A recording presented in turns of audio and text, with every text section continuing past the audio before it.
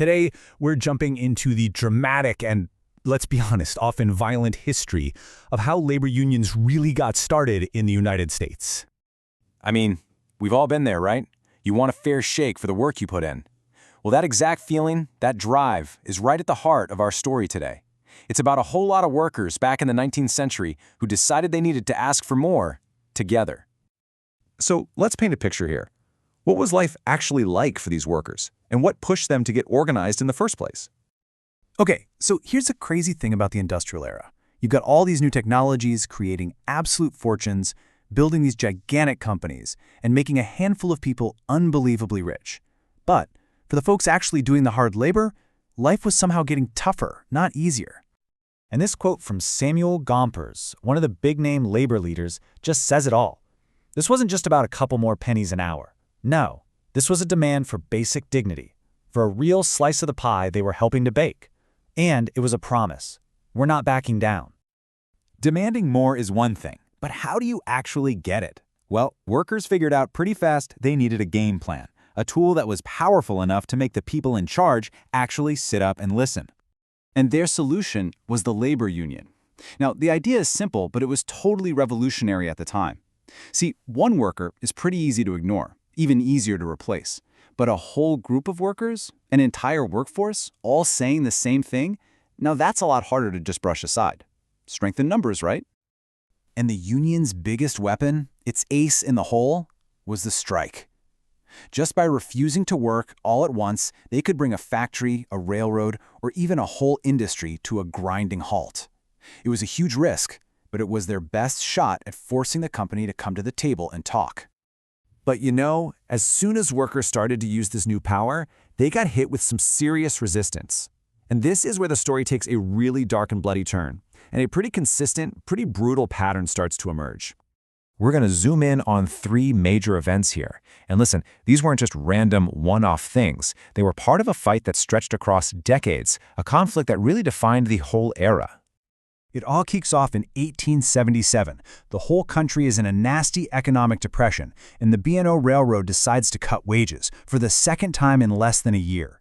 For workers already in a dangerous job, that was it. That was the last straw. They walked out, and the strike just spread like wildfire. And the response from the top? It was immediate, and it was brutal. The government said this strike was an illegal insurrection that was blocking the mail and business, so they sent in the military against their own citizens. By the time the dust settled, maybe 100 people were dead. A line had been crossed, and a precedent had been set. Okay, fast forward to 1892. At a Carnegie steel plant, the manager literally locks the union workers out and fires every single one of them. But to protect the plant and his new non-union workers, he didn't call the army. Nope, he hired a private army, the infamous Pinkerton security firm. What happened next was a full-on battle on the riverbanks between the locked-out workers and the Pinkertons. When it was all over, as many as 12 steelworkers were dead.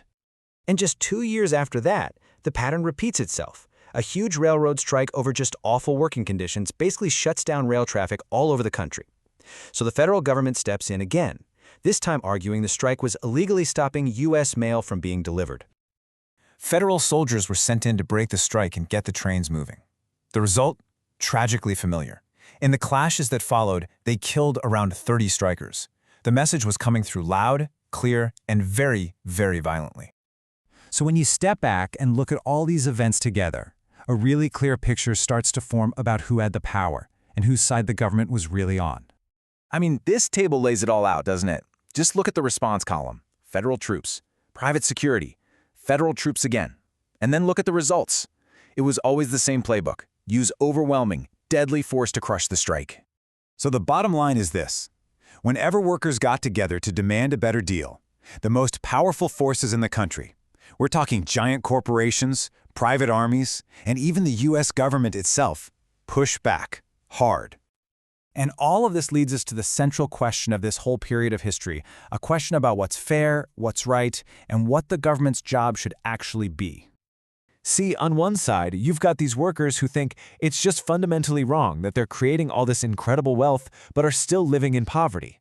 And on the other side, you have the powerful companies and the government saying, hey, we're just protecting private property, we're keeping the economy running, and these strikes are illegal disruptions that have to be stopped no matter what. So this history leaves us with a really tough question. Was the government's violent response to these strikes justified? In that huge struggle between the rights of workers and the demands of industry, was this really the only way?